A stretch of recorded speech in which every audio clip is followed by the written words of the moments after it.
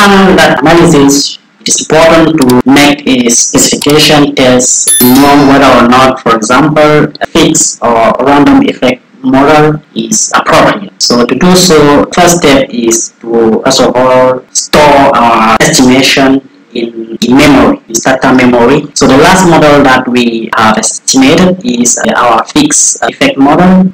So we'll go on statistics, longitudinal post, we click on post estimation, and we choose manage estimate result, and then we click on store current estimate in memory. So we call it fixed because it's a fixed effect model, and then we click on OK, and you can see that our estimates have been stored as fixed, our last estimate.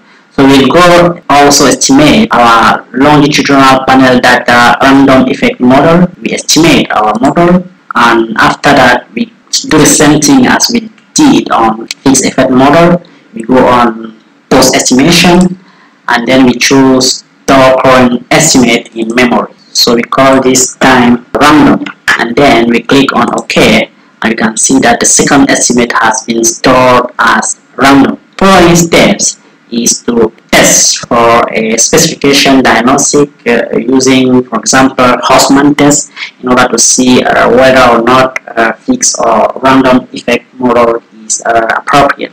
So to do so, we go on statistics, post estimation, then we choose the option specification diagnostic. We have Brecht and Tagan LM test for random effect. We also have Hausman specification test. So we choose this time Hausman specification test. Consistent estimate, we choose fixed. Consistent estimate is fixed, and efficient estimate is random. So in this test, while choosing this parameter, it means that our null hypothesis is that a random effect model is appropriate.